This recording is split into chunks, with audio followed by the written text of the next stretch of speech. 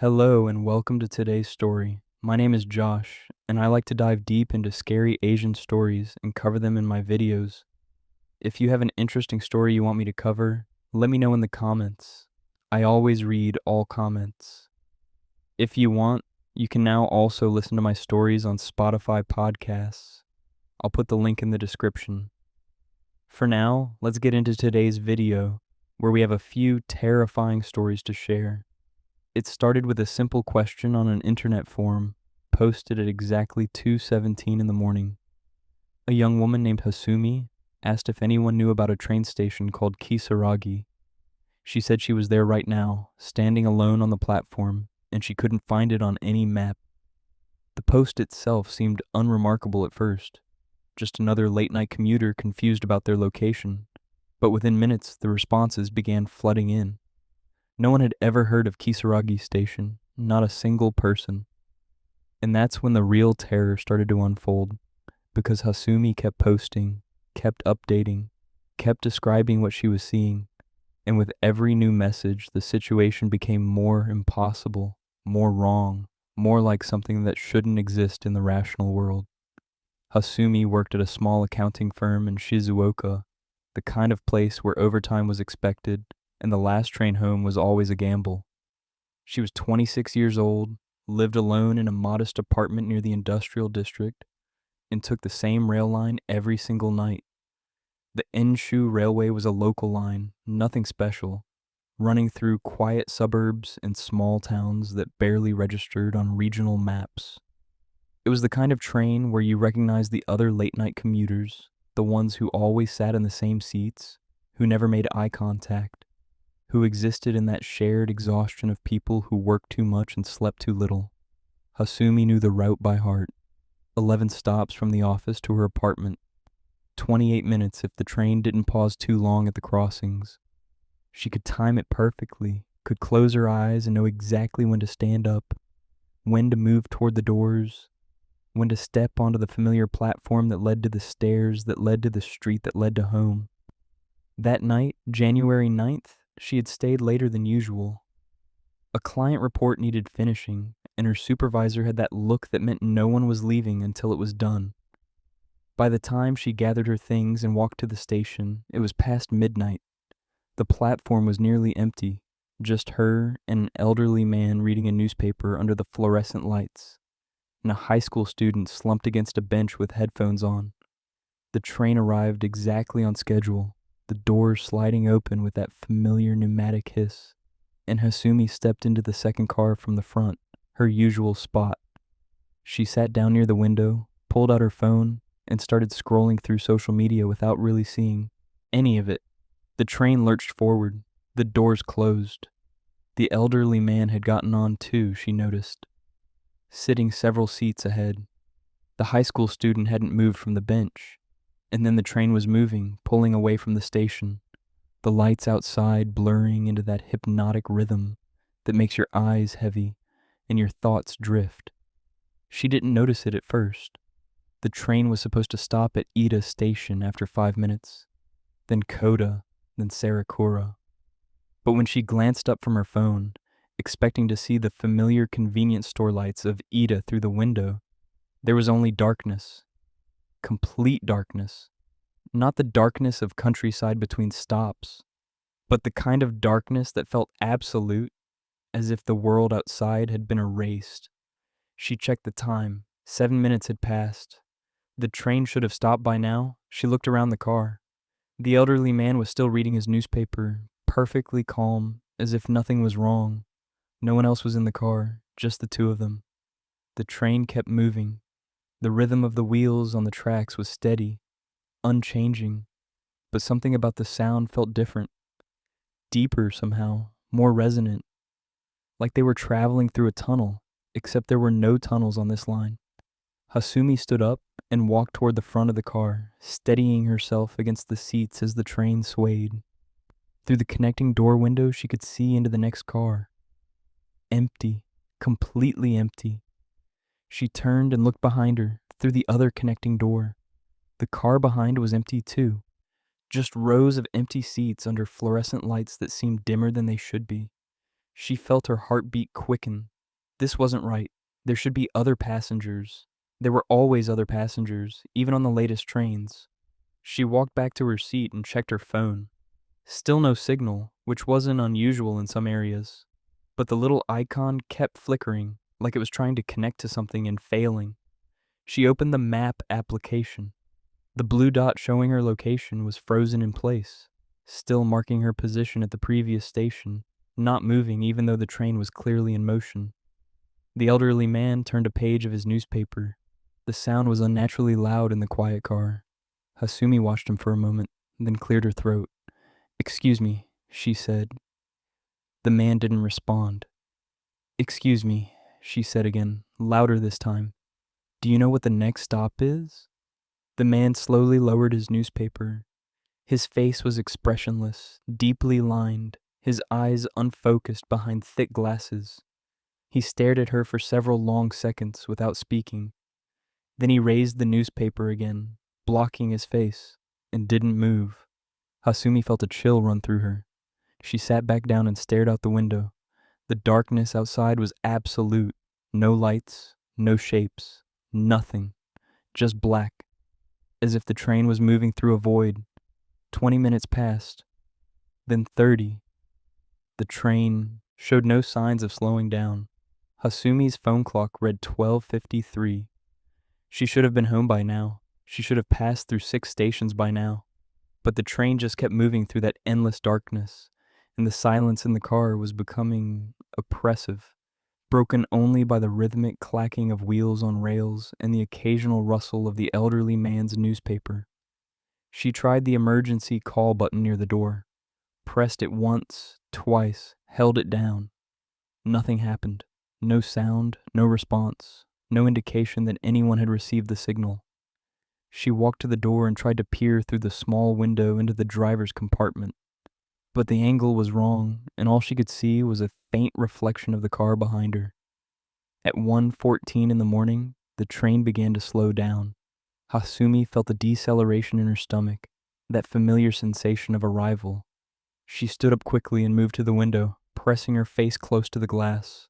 Lights appeared outside, dim yellowish lights, the platform lights of a station. Relief flooded through her. Finally! Whatever had happened, whatever weird malfunction or route change, it was over. She would get off here, find a taxi, call someone. The train slowed further, the brakes engaging with a long, drawn-out hiss. And then she saw the sign. The station platform was old, much older than any station on her usual line. The concrete was cracked and stained, the paint peeling from the support pillars. But what made her blood freeze was the sign mounted on the platform. White characters on a blue background, clearly visible in the dim light. Kisaragi Station. She had never heard of it. She had ridden this line for 3 years and had never seen or heard of any station called Kisaragi. The train came to a complete stop. The doors opened. That pneumatic hiss again. But this time it sounded wrong. Too long, too breathy, like something exhaling. Hasumi didn't move. The elderly man stood up, folded his newspaper carefully, and walked to the door. He stepped onto the platform without looking back. Hasumi watched him through the window. He walked down the platform with slow, measured steps, his figure growing smaller under those dim yellow lights. And then he turned a corner and disappeared. The doors stayed open. No announcement came through the speakers. No other passengers got on or off. The platform was completely deserted. Hasumi could see a small station building in the distance. Just a simple structure with a curved roof, but no lights were on inside. Beyond the platform, beyond the edge of those yellow lights, there was only blackness. Deep, impenetrable blackness that seemed to absorb the light rather than reflect it.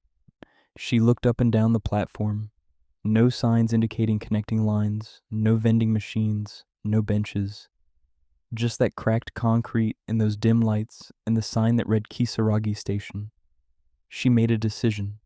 She would get off. She would find someone, ask where she was, call for help. Staying on the train felt wrong now, felt dangerous in a way she couldn't articulate. She stepped through the doors onto the platform. The air hit her immediately. It was cold, much colder than it should have been for January in Shizuoka, and it smelled wrong. Not bad exactly, but strange. Musty and damp, with an undertone of something organic, like moss or wet earth. The moment her feet touched the platform, the train doors closed behind her. She spun around. Through the windows, she could see the empty car, the seat she had been sitting in just moments ago. The fluorescent lights. The train didn't move.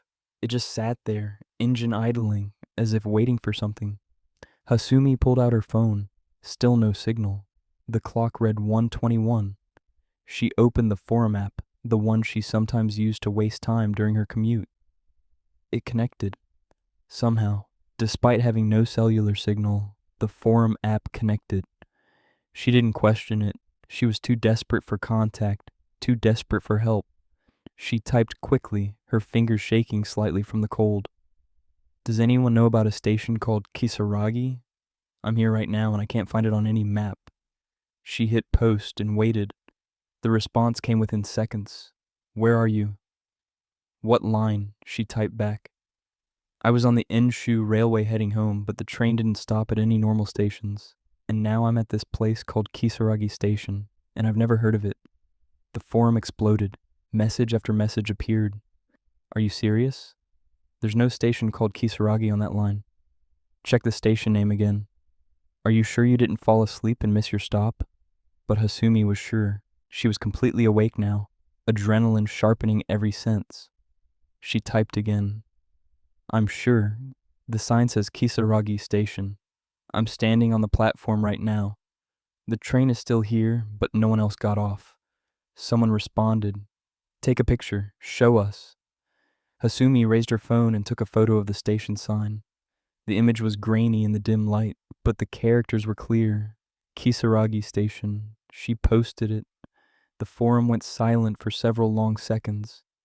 Then the messages started again, faster now, more urgent. That's impossible. That station doesn't exist. Are you playing a prank? This isn't funny. But one message stood out from the rest. Get back on the train. Right now. Don't stay there. Get back on the train and don't get off until you reach a station you recognize. Hasumi turned to look at the train. It was still sitting there, doors closed, lights on. She walked toward it and reached for the door. It didn't open. She pressed the button. Nothing. She banged on the window. Inside the car, everything looked normal, untouched, but the doors wouldn't open. She ran along the platform, trying each door of each car. None of them would open. And then, as she reached the last car, the train started moving. Slowly at first, then faster, pulling away from the platform and disappearing into the absolute darkness beyond the station lights. She was alone. Hasumi stood on the platform, watching the red taillights of the train vanish into the black, and felt true fear for the first time. She turned back toward the station building. She needed to find someone, a station attendant, a phone, something. The building was small, barely more than a waiting room with a ticket window. She approached it carefully. The windows were dark. She tried the door. Locked. She cupped her hands against the window and peered inside. Empty. Completely empty. No furniture, no posters, no schedules. Just bare walls and a floor covered in dust. This wasn't an active station. This was something abandoned, something forgotten. She went back to the platform and checked her phone. The forum was still active. She posted again. The train left. I'm stuck here. The doors wouldn't open, and now the train is gone. What do I do? The responses came immediately. Call someone, call the police, call a taxi. Get out of there. She tried. She dialed emergency services. The call wouldn't connect. She tried her mother's number. Nothing. She tried her friend Yuki. Nothing. The phone had no signal for actual calls, only for the forum connection, and she didn't understand how that was possible, but she didn't care anymore. She just needed help. Someone on the forum suggested she walk, find a road, find a house, find civilization. There had to be something nearby. Stations weren't built in the middle of nowhere. Hasumi looked beyond the platform. In the distance, past the edge of the station lights, she could make out shapes, dark shapes against an even darker sky. Mountains, maybe, hills, she couldn't tell.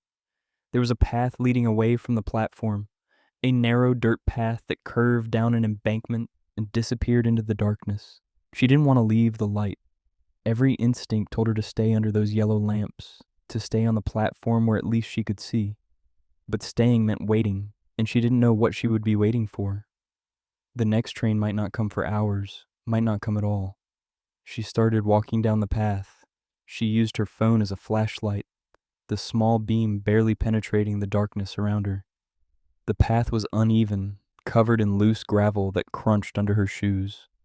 The air grew colder the further she walked from the station. She could see her breath now, small clouds of vapor in the phone light. The silence was complete. No insects, no birds, no distant traffic sounds. Just her footsteps on the gravel and her own breathing. She kept posting to the forum as she walked. I'm following a path away from the station. It's really dark. I think there are mountains around me. The responses kept coming. Be careful. Stay on the path. Keep your phone charged. Don't talk to anyone strange. After 15 minutes of walking, she heard something. A sound in the distance, faint but distinct. She stopped and listened. It came again. A rhythmic sound like drumming.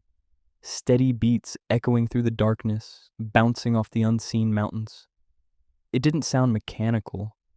It sounded organic, human, like traditional taiko drums being played somewhere far away. She posted about it. I can hear drums. Does anyone know what that might be? The forum went quiet for a moment. Then one person responded. Drums at night in the mountains. That's not good. In old stories, that means something is calling. Don't follow the sound.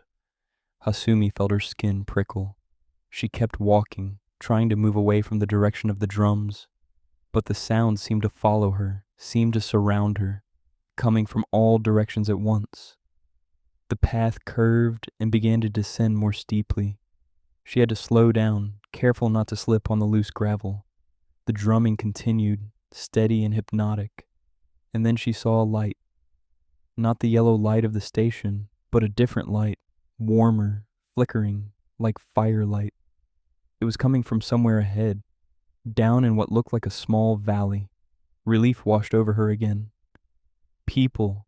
There were people down there. She could ask for help, find a phone, get directions. She walked faster, half sliding down the steep path, using one hand to steady herself against the rocky hillside. The light grew brighter. She could make out shapes now. Buildings, maybe. Small structures clustered together. As she got closer, the structures resolved into clarity. They were houses, old houses, traditional Japanese houses with curved roofs and wooden walls. But something was wrong with them. They were too dark. No lights in the windows, no sounds of life. And the flickering light she had seen wasn't coming from the houses. It was coming from behind them, from what looked like a bonfire burning in a clearing. She approached the nearest house and called out, "Hello? Is anyone here? I need help." Her voice sounded flat in the darkness, absorbed rather than echoing. No response. She tried again. "Hello? Please, I'm lost. I need to use a phone." Nothing. She walked between the houses toward the bonfire. The drumming was louder now, much louder, and she realized it was coming from the fire. As she rounded the corner of the last house, she saw them. Figures. 4 or 5 figures standing around the bonfire, their backs to her. They were dressed in white, long white robes that hung to the ground, and they were drumming, not with taiko drums, but with their hands, beating against large objects she couldn't quite see. The rhythm was the same as what she had been hearing, steady, hypnotic. Wrong. She stopped walking.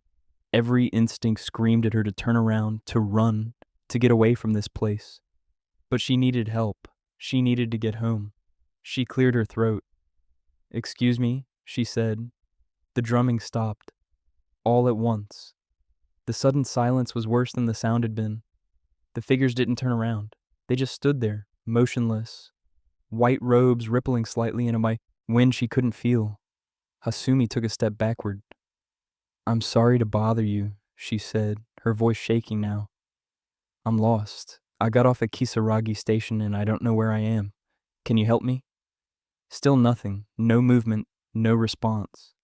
She took another step back, and then, slowly, one of the figures began to turn, not its whole body, just its head, turning backward at an impossible angle, twisting around to look at her. She didn't see a face. The firelight was behind the figure, casting it in silhouette, but where the face should have been, there was only darkness, empty darkness. And then it spoke, not with words exactly, but with a sound, a low, rasping sound that might have been breathing or might have been something else entirely. Hasumi ran. She didn't think. She just turned and ran back the way she had come, stumbling between the dark houses, her phone clutched in her hand, its light bouncing wildly as she ran. Behind her, the drumming started again. Faster now, more urgent. She could hear footsteps, multiple footsteps. The figures were following her. She didn't look back. She ran up the steep path, slipping on the gravel, catching herself with her hands, pushing forward. Her lungs burned, her legs screamed. But she didn't stop. The path seemed longer now, seemed to stretch endlessly upward. The drumming followed her, echoing off the mountains, surrounding her, coming from everywhere and nowhere. She broke onto the platform and collapsed against one of the support pillars, gasping for air. The station was exactly as she had left it, empty, dim yellow lights, the sign reading Kisaragi Station. She looked back down the path. The darkness was absolute. No firelight, no figures, no sound. But she could feel them. She could feel something watching from that darkness, something waiting. She pulled out her phone with shaking hands. The battery was at 30%. She opened the forum. I ran into something. There were people by a fire, but they weren't normal. They weren't right. I'm back at the station, but I don't know what to do. The responses came fast. What did you see? What do you mean they weren't right? Are you okay? She tried to type more, but her hands were shaking too badly. A new sound cut through the silence. A car engine. Distant, but approaching. Hasumi looked up. Past the platform, past the station building, she could see headlights. A car was coming down a road she hadn't noticed before. A narrow road that ran parallel to the train tracks. The car pulled up near the station and stopped.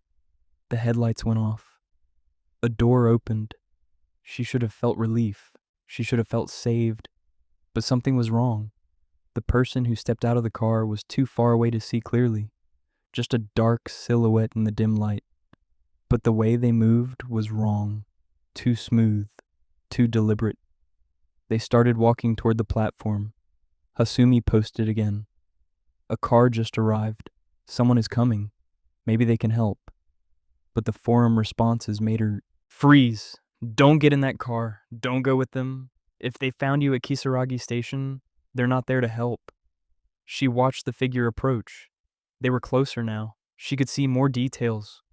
A man, middle-aged, wearing what looked like a business suit. He was smiling. She could see his teeth even from this distance. Too many teeth. His smile was too wide. He raised a hand and waved. "Hello," he called out. His voice was friendly, cheerful. "Are you lost? I can give you a ride? Come on, I'll take you somewhere safe." Hasumi didn't move. The forum was exploding with messages. Don't go with him. Stay where you are. Wait for daylight. Try to find another way out. The man kept walking closer. His smile never wavered. "I'm a friend," he said. "I help people who get lost at this station. It happens sometimes. Come on, it's cold out here. Let me drive you home." He was at the platform steps now, just a few meters away. She could see his face clearly. Normal, completely normal. Just a regular man in a regular suit with a regular smile. Except for his eyes. His eyes were wrong. They didn't blink. They didn't move. They just stared at her with that fixed, glassy quality of something that looked human but wasn't. She typed one more message. The man is wrong. I think I need to run. And then her phone died. The screen went black. The last bit of battery finally drained. She was alone in the dim yellow light with the man who wouldn't stop smiling. He reached out his hand. Come on, he said again. Let me help you. Hasumi looked at his hand. The fingers were too long. She turned and ran along the platform, away from him, toward the far end where the tracks disappeared into darkness. Behind her, she heard his footsteps, still calm, still measured, not running, just walking, but somehow keeping pace with her. She jumped off the platform onto the tracks and started running along the rails. The gravel between the ties was uneven, and she stumbled several times, but she kept running. And then she heard it, the sound of a train whistle in the distance, echoing through the darkness. She looked back. Far behind her, back at the platform, she could see lights approaching. A train was coming. She ran faster, following the tracks, hoping they would lead somewhere, anywhere away from this place. The whistle sounded again, closer now. The lights grew brighter. The train was moving fast, much faster than a normal train should move through a station. She heard the man's voice calling after her. Don't run! You can't leave. This is where you belong now. But she didn't stop. She ran until her legs gave out, until she collapsed on the tracks, and the sound of the approaching train filled her ears like thunder. The forum post ended there. No more updates, no more messages. Just that final sentence about hearing the train, and then silence. People searched for information about Hasumi. They searched for information about Kisaragi Station. Nothing. No missing person reports. No news articles. No evidence that either the woman or the station had ever existed. Some people claim the whole thing was an elaborate hoax, a creative writing exercise that had gotten out of hand. But others weren't so sure. Others pointed out the timestamps on the posts, the IP address that seemed to originate from Shizuoka Prefecture, the photograph of the station sign that no amount of reverse image searching could trace to any known location. A few people claimed they had tried to find the station. They rode the Enshu Railway late at night, staying awake, watching every stop. None of them found Kisaragi, but several reported strange occurrences. Trains that ran longer between stops than they should. Darkness outside the windows that felt too complete. The sound of distant drumming echoing through the mountains. And all of them, every single one who tried to find it, reported the same dream afterward. A dream of standing on an empty platform under dim yellow lights, watching a train pull away into absolute darkness, and feeling something watching them from the shadows beyond the light. They reported waking up with their phones dead and no memory of how they got home. They reported feeling, for weeks afterward, like something was following them, like something was waiting.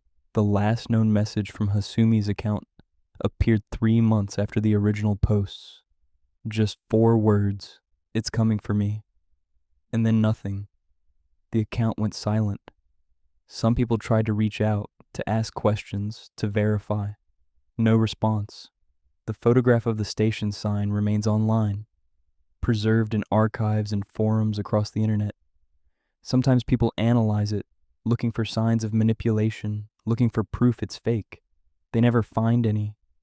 The station building in the background of the photo matches architectural styles from the Taisho era, early 20th century. The sign itself uses kanji characters in a font that hasn't been standard since the 1960s. And in the very edge of the frame, barely visible in the darkness beyond the platform, there's something else. A shape, a figure in white, watching. I hope you enjoyed these stories. Tomorrow we will be uploading another terrifying story. Feel free to subscribe and put on your notifications to never miss another scary video. I upload almost every day. Wish you all the best, but stations aren't the only places where the impossible bleeds into reality. Sometimes horror walks directly into our homes, into the places we believe are safe, and refuses to leave.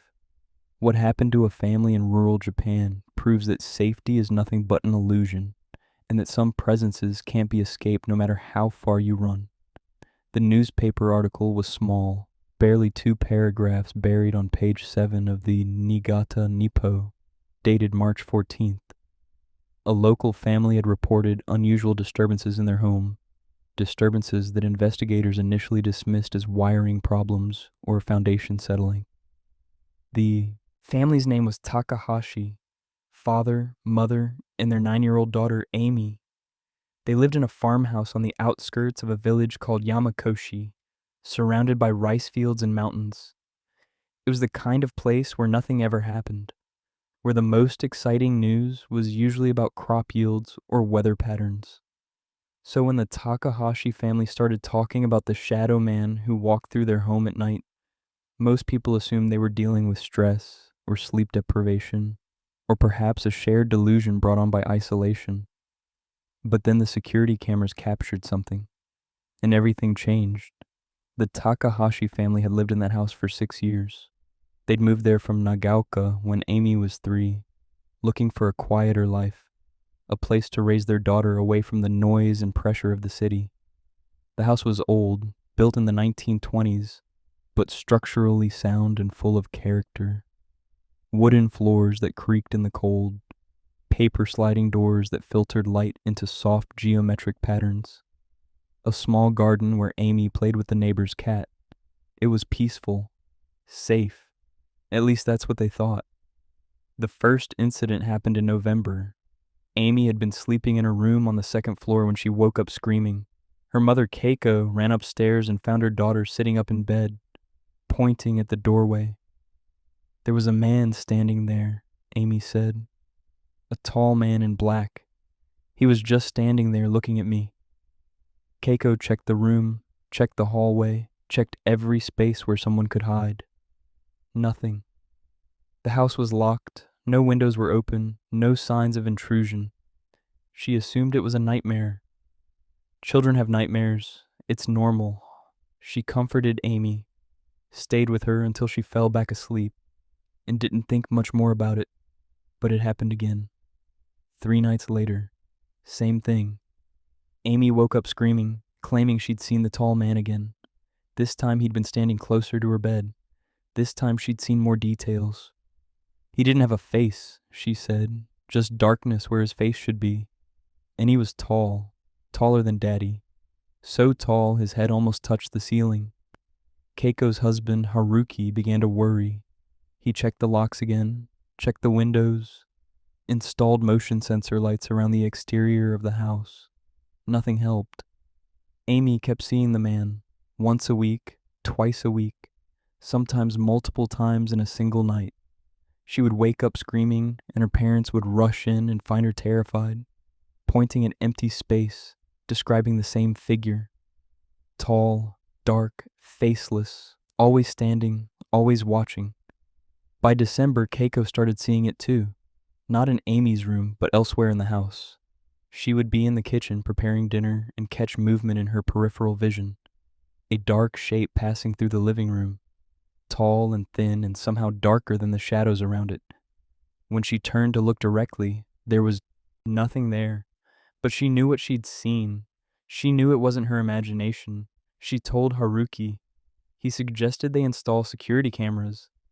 Not because he believed in the shadow man, but because he thought maybe someone was actually breaking into their house. Maybe a homeless person had found a way inside. Maybe there was a rational explanation. The cameras would either confirm an intruder or prove that nothing was happening. Either way, they would have answers. They installed 4 cameras, one in the living room, one in the upstairs hallway, one covering the front entrance, and one in Amy's bedroom.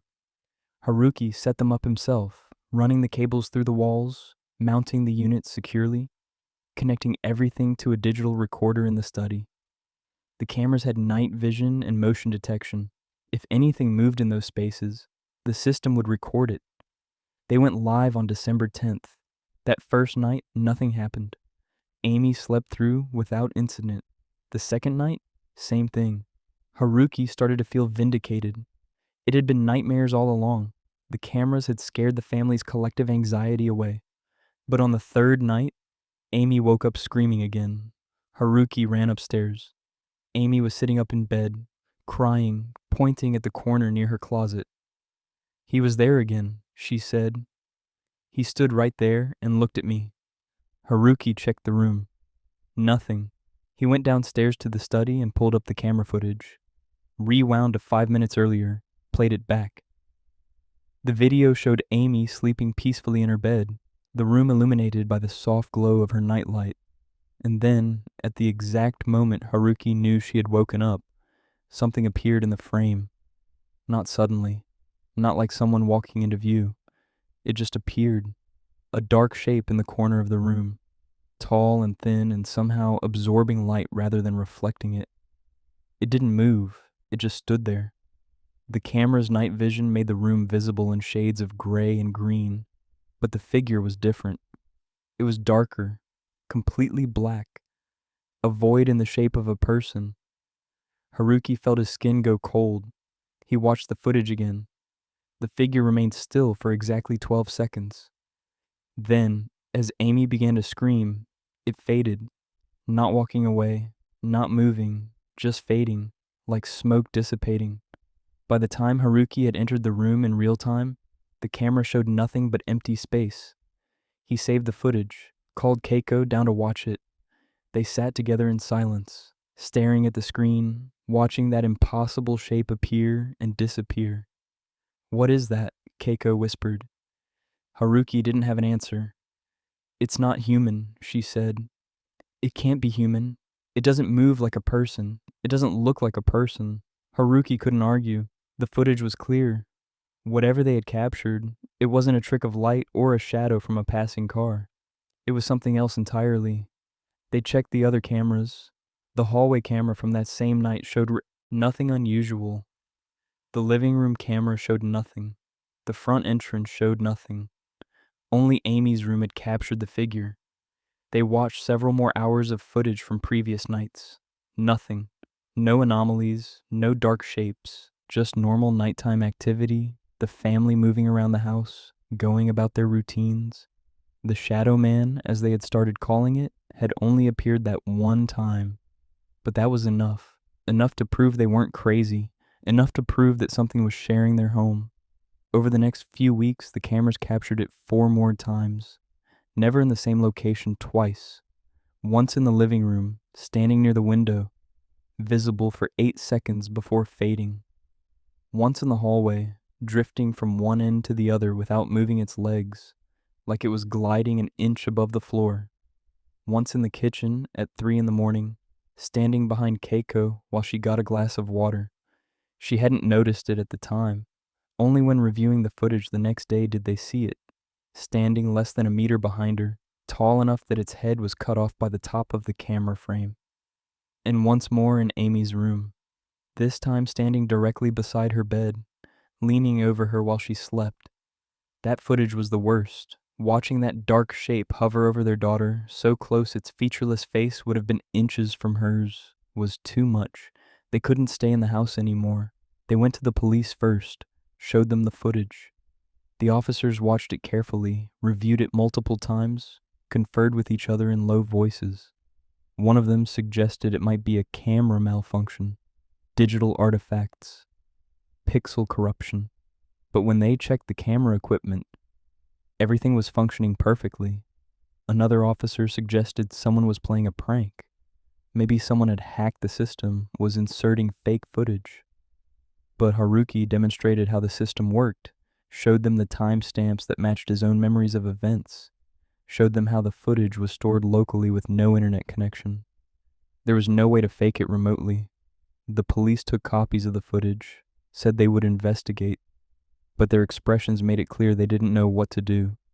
How do you investigate something that appears and disappears, something that doesn't interact with the physical world, something that shouldn't exist? The family stayed with Keiko's parents in Nagaoka while they waited for answers. Amy seemed relieved to be away from the house. She slept better, smiled more, but she still had nightmares.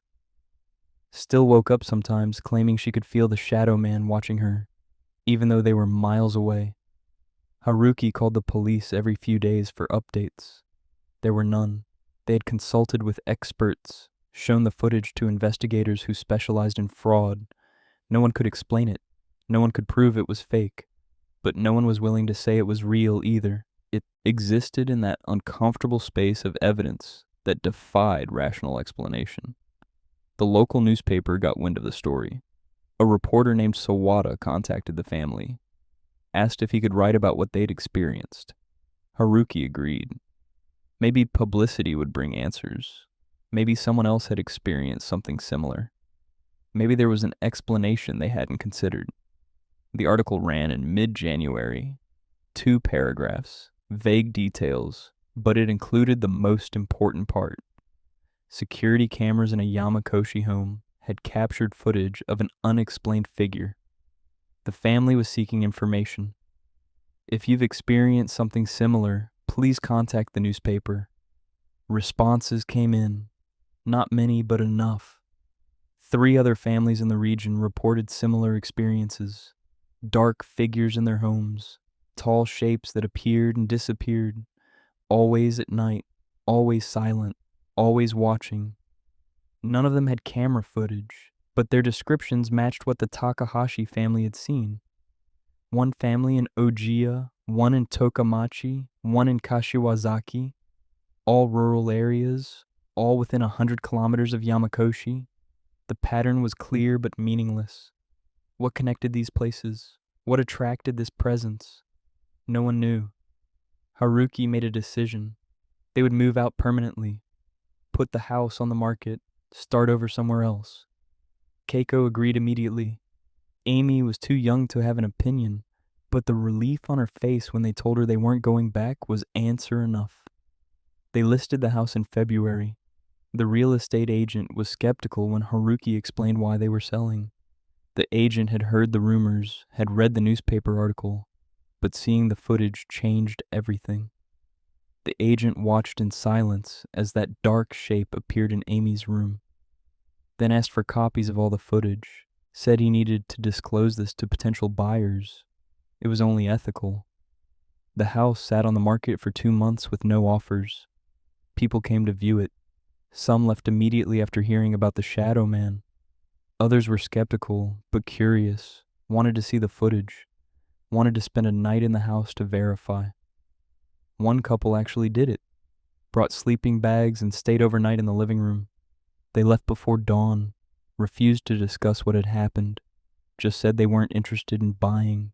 The house became known locally, the Shadow House, the place where something walked at night. Property values in the area began to drop. Neighbors started complaining.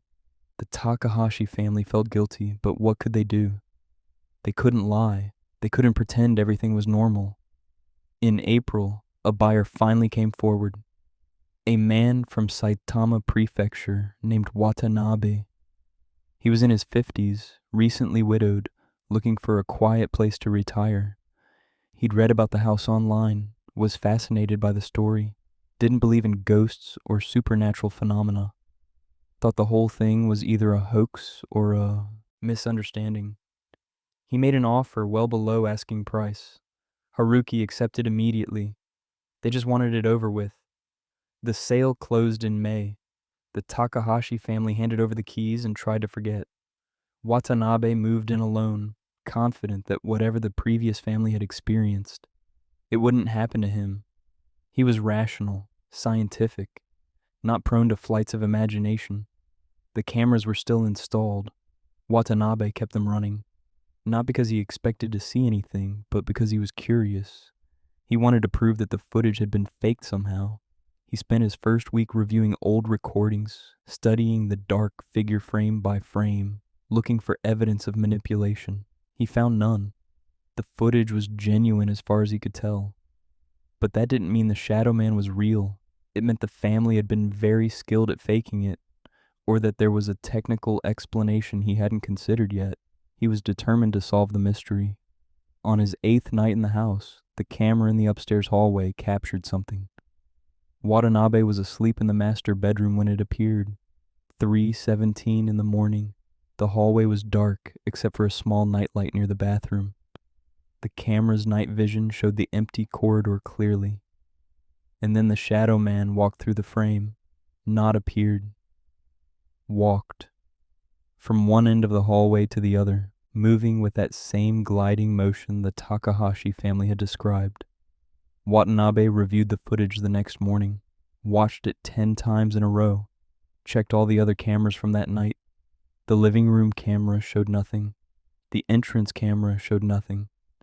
But then he checked the bedroom camera. The camera he'd installed in the master bedroom pointed at the door. The footage made his hand shake. At 3:17, the exact same timestamp as the hallway footage, the shadow man had entered his room, had walked slowly across the floor, not making a sound, and had stood at the foot of his bed. Watanabe was visible in the frame, asleep under the covers, completely unaware. The shadow man stood there for over 2 minutes, just standing, watching. Its form was exactly as the family had described. Tall, too tall, thin, completely black. No features, no face, just a void shaped like a person. And then, as if it had seen enough, it turned and walked back out of the room. Glided back out. The footage showed it moving down the hallway, past the bathroom, and disappearing at the far end near what used to be Amy's room. Watanabe left the house that same day, didn't pack his belongings, didn't notify anyone, just got in his car and drove back to Saitama. He called the real estate agent from the road, said he was abandoning the property, didn't care about the money he'd spent, didn't want anything to do with the house. The agent tried to reason with him, tried to get him to reconsider, but Watanabe refused. He sent copies of the new footage to the agent, to the police, to the newspaper. Then he changed his phone number and disappeared from public record. The house stood empty after that. The bank tried to foreclose, but legal complications prevented a quick resolution. Meanwhile, the footage leaked online. Someone posted it to a video sharing site. It went viral. Millions of views in the first week. Comments flooded in. Some people claimed it was fake. Others claimed they'd seen similar things. Paranormal investigators requested access to the house. The local government declined. Too much liability, too much potential for trouble. But that didn't stop people from trying. Urban explorers broke in. YouTubers filmed themselves spending nights there. Most of them claimed nothing happened, but a few captured something on their cameras. Brief glimpses, shadows moving in peripheral frames, dark shapes in mirrors, figures standing in doorways. The footage from one urban explorer showed something particularly disturbing. He'd been filming himself exploring the second floor when his camera suddenly died. When he got it working again, the timestamp showed a gap of 4 minutes. 4 minutes of missing time he couldn't account for. The next footage showed him in Amy's old room, looking confused, asking himself what happened. And in the background, partially visible through the doorway, was the shadow man. Standing in the hallway, watching him. The explorer claimed he never saw it in person, only noticed it later when reviewing his footage. He never went back. The house was finally demolished in September. The local government condemned it. Too many trespassers, too many incidents, too much attention. Heavy machinery tore it down over the course of 3 days. Workers reported feeling watched while they demolished the structure. Several refused to continue, said they kept seeing movement in their peripheral vision, dark shapes among the rubble. But the foreman pushed them to finish. The house came down. The foundation was filled in. The land was left empty, but the demolition didn't end the story. Workers who had participated in the teardown started reporting problems. 3 of them claimed they saw the shadow man in their own homes, standing in hallways, appearing in doorways. One worker quit his job and moved to Tokyo, refusing to explain why. Another started seeing a therapist for sleep disorders and paranoia. The foreman, a man named Ishida, who had dismissed all the supernatural talk as nonsense, woke up one night to find the shadow man standing beside his bed. He moved out of the prefecture within a week. The footage still exists online, all of it. The original recordings from the Takahashi family, Watanabe's footage, the Urban Explorer videos. Anyone can watch them. Anyone can see that dark figure appearing and disappearing, walking through rooms, standing over sleeping people. Skeptics still claim it's fake. Believers share it as proof of the supernatural. But the people who lived through it, who saw that shape with their own eyes or captured it on their cameras, they don't argue about what's real anymore. They just try to forget, try to move on, try to ignore the feeling that sometimes, late at night, something tall and dark is standing just behind them, watching, waiting.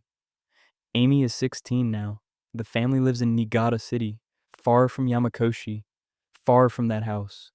She doesn't talk about what happened, refuses to discuss it, but sometimes her parents hear her wake up in the middle of the night, hear her talking to herself. When they check on her, she's always fine. Says she was just having a dream. But Keiko has noticed something. Sometimes, when Amy is sleeping, she turns her head slightly toward the corner of her room, as if she's looking at something, as if she's checking to make sure nothing is standing there. And on her phone, hidden in a folder marked with random numbers, she keeps a screenshot. A single frame from the old security footage. The shadow man standing in her childhood bedroom, leaning over her bed. She looks at it sometimes, studies it, as if she's trying to understand what it wanted, why it came, whether it's still out there, waiting for another house, another family, another place to stand and watch in the darkness. I hope you enjoyed these stories. Tomorrow we will be uploading another terrifying story. Feel free to subscribe and put on your notifications to never miss another scary video.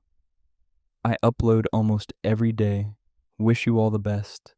And while these stories already seem unbelievable, what comes next takes horror to a darker and more mysterious level. Because in the next part, the things that begin as coincidences twist into something far more terrifying. Ordinary moments become gateways to experiences that defy explanation, and people find themselves trapped in situations where escape seems impossible. If you want to, there's a link to buy me a coffee in the description. Only if you want to, of course. I already appreciate you listening to my videos. For now, stay with me as we dive deeper into the shadows. The lift in Block 107 at Toapayo had been there since the building was completed in 1973. 50 years of operation without major incident, just routine maintenance, and the occasional breakdown that trapped residents between floors for a few uncomfortable hours. But in the last 2 years, something had changed. The lift started stopping on the 7th floor, not every time, not predictably, but often enough that residents began to notice, often enough that people started avoiding certain hours, often enough that the rumor spread through the block like a disease, whispered in hawker centers and void decks, shared in online forums and neighborhood chat groups. The lift stops on 7, the doors open to darkness, and if you step out, you might not find your way back. Toapayo was one of Singapore's oldest HDB estates, a sprawling collection of residential blocks that housed tens of thousands of people in orderly rows of concrete towers. Block 107 was nothing special. 20 stories tall, 4 lifts serving alternating floors in pairs, hundreds of families living in small flats with metal grills and laundry hanging from bamboo poles. It was the kind of place where everyone knew everyone else's business, where elderly residents sat on benches near the void deck playing chess, where children played in the corridors until their mothers called them in for dinner. Normal, safe, predictable, except for the lift. The first documented incident happened in October 2 years ago. A resident named Mrs. Lim was returning home from the market around 8 in the evening. She lived on the 14th floor and entered the lift on the ground level with her shopping bags. She pressed 14. The doors closed. The lift began to ascend. She watched the floor indicator lights blink upward. 3, 5, 7. And then the lift stopped. The doors opened. Mrs. Lim looked out. She was expecting the 7th floor corridor, the familiar beige walls and fluorescent lights, the numbered doors of her neighbors' flats. But what she saw was darkness, complete darkness. The corridor lights were off, or absent, or something else entirely. She could see maybe 2 meters ahead, just enough to make out the shape of the corridor continuing into that impenetrable black. She didn't step out. Every instinct told her not to. She pressed the door close button.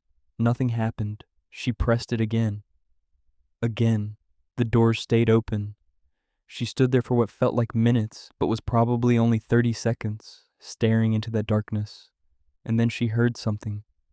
A sound coming from deep within the corridor. Not voices exactly. Something between whispers and breathing. Multiple sources. Overlapping. She pressed the alarm button. The emergency bell rang, but no one came. And then, finally, the doors closed on their own. The lift continued upward. She got off at 14, went to her flat, and told her husband what had happened. He thought she was tired, stressed. Maybe her blood sugar was low, but she knew what she'd seen, knew what she'd heard. Over the next few months, other residents reported similar experiences. A teenager named Marcus was coming home from tuition at 10 at night. The lift stopped on 7. Doors opened to darkness. He took out his phone to use as a flashlight and saw the corridor stretching ahead. But something was wrong with the perspective. It looked too long, longer than should be possible given the building's dimensions.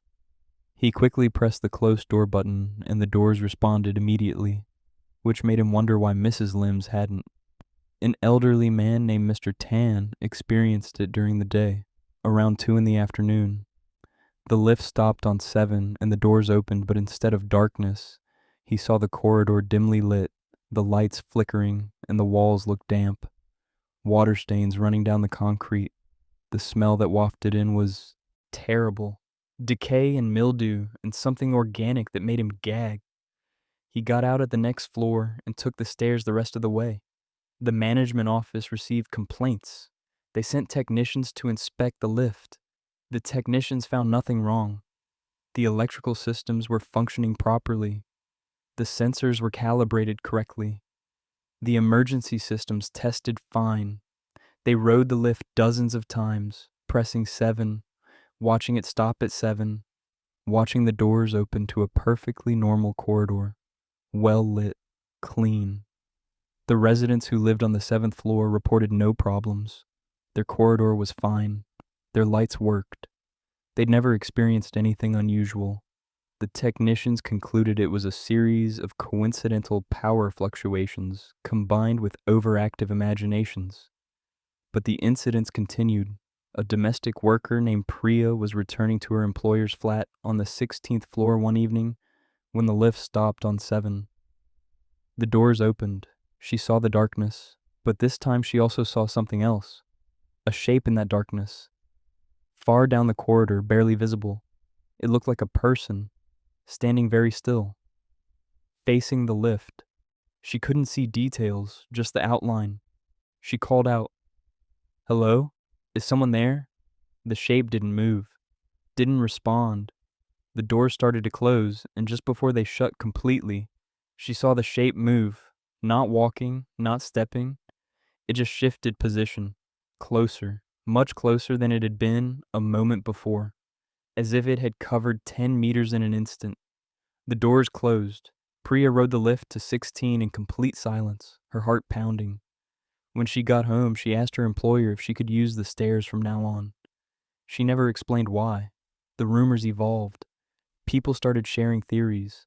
Some said the 7th floor was built over a mass grave, back when the land was cleared in the 1960s. Others said someone had died in the lift shaft and their spirit was trapped between floors. Others claimed it was something older, something that predated the building, a presence that had always been there and the construction had disturbed it. The online forums were full of discussions.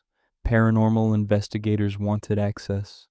Urban explorers wanted to document it. But the management refused. They insisted there was nothing unusual about Block 107, just normal maintenance issues and resident anxiety. Then someone actually stepped out. A university student named Raj who lived on the 9th floor with his parents. He'd heard the stories, didn't believe them, thought it was all exaggerated nonsense designed to scare people. So when the lift stopped on 7 one night at 11:15 and the doors opened to that familiar darkness. He decided to prove everyone wrong. He stepped out. He had his phone. He had his keys. He wasn't afraid. The corridor was just dark because the lights were broken. He would walk down to the end, find the stairwell, prove there was nothing supernatural about any of this. He stepped out. The lift doors closed behind him. The first thing Raj noticed was the cold. It shouldn't have been cold. Singapore was tropical. HDB corridors were hot and humid, especially at night. But this corridor was cold enough that he could see his breath. The second thing he noticed was the silence. No sounds from the flats, no television noise, no conversations, no air conditioning units humming. Just silence. Complete silence. He turned on his phone flashlight. The beam illuminated maybe 3 meters ahead. The corridor looked normal. Beige walls, metal grills over flat doors. Except the doors had no numbers. Every door he passed was blank. No unit numbers, no nameplates, just unmarked doors behind locked grills. He walked forward. The corridor should have ended after 30 meters. That was the length of the building. But he walked 30 meters and the corridor continued. He walked another 30 meters, still continuing. He stopped and turned around. Behind him, the corridor stretched back into darkness. He couldn't see the lift anymore. He couldn't see where he'd come from. He turned forward again and kept walking. His phone battery was at 70%. He had plenty of time. He just needed to find the stairwell. Every floor had a stairwell at both ends. He would find it, take the stairs down, and exit this ridiculous situation. But the corridor kept going and going. He walked for what felt like 10 minutes. The walls on either side never changed. Same beige concrete, same metal grills, same unmarked doors. His phone battery dropped to 60%, then 50. He was walking faster now. Not quite running, but close. The cold was getting worse. His fingers were numb. His breath came out in thick clouds. And then he heard the whispering, the same sound Mrs. Lim had described. Multiple voices overlapping, coming from behind the doors. Not from one door, but from all of them. Every door he passed whispered. He couldn't make out words, just that layered sound of many voices speaking at once. He started running. The corridor narrowed. Raj noticed it gradually at first, then all at once. The walls were closer together. The ceiling was lower. He had to hunch slightly to avoid hitting his head. The doors were closer together too, spaced every 2 meters instead of every 5. And they were different now, older, wooden instead of metal. No grills, just bare wooden doors with tarnished brass handles. The whispering grew louder, more insistent. He could feel it in his chest, vibrating through his bones. His phone battery was at 30%. The flashlight beam was dimmer. He needed to get out. Now. He tried one of the doors, grabbed the handle and pulled. Locked. He tried another. Locked. Every door was locked. He kept running. The corridor narrowed further. He had to turn sideways to fit between the walls. The ceiling pressed against his head. He was breathing hard, panicking, his phone clutched in one hand, its dying light barely illuminating the passage ahead. And then the passage ended, just stopped. A blank wall, concrete, solid, no door, no exit, no stairwell. He turned around. The corridor behind him was gone, just another blank wall. He was in a space barely 2 meters long and 1 meter wide. A box, a trap. The whispering surrounded him, coming from inside the walls, from above, from below. His phone died. The light went out. He was in complete darkness, in a space that couldn't exist, with voices that had no source pressing in from all sides. He screamed, pounded on the walls, clawed at the concrete until his fingernails broke. No one heard him. No one came. He lost track of time. Minutes felt like hours. Hours might have been minutes. The cold was so intense, his entire body went numb. The whispering never stopped. Sometimes it sounded like his mother, sometimes like his friends, sometimes like his own voice played backward. He curled up on the floor and waited to die because there was nothing else he could do. He woke up in the lift, on the floor. The doors were open, and he was on the ground level.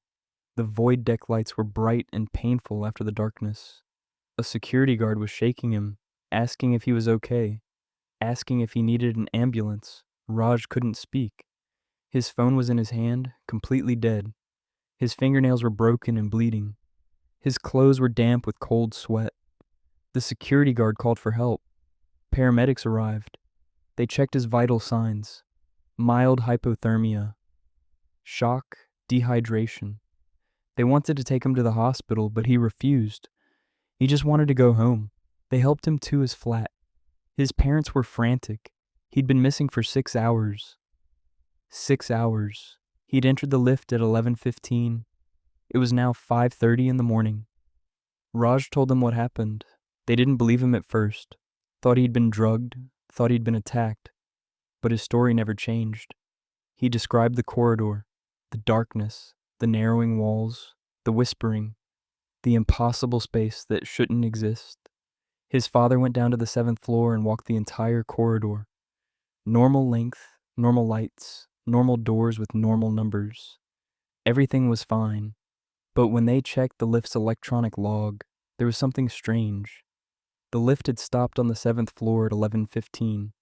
The doors had opened, and according to the log, they'd stayed open for exactly 6 hours and 14 minutes. The system showed no error, no malfunction, just doors that remained open in a corridor where, according to residents and security footage, nothing unusual occurred. Raj moved out a week later, went to stay with friends in Bishan, refused to enter Block 107 again. His parents tried to convince him it was trauma, that he'd had some kind of psychotic episode, but he wouldn't hear it. He knew what had happened, knew what he'd experienced, and he wasn't the only one. After his story spread through the neighborhood, 3 other people came forward. They'd experienced similar things. One woman had stepped out on the 7th floor during the day and found herself in a corridor that seemed to rotate slowly, the walls and ceiling trading places, until she collapsed from vertigo and woke up in the lift. A man had followed the sound of his daughter crying only to realize his daughter was at school and couldn't possibly be in the building. But by then he was lost in corridors that branched and twisted like a maze, and he only escaped by closing his eyes and walking straight, trusting that the physical laws of reality would eventually reassert themselves. They did. He found himself back in the lift 2 hours later with no memory of the return journey. The management continued to deny everything, said the lift was functioning normally, said the 7th floor was normal, said residents were experiencing collective hysteria brought on by ghost stories and stress, but they quietly decommissioned that particular lift for maintenance. Said it needed extensive repairs, said it would be out of service for several months. The other 3 lifts in the block worked fine.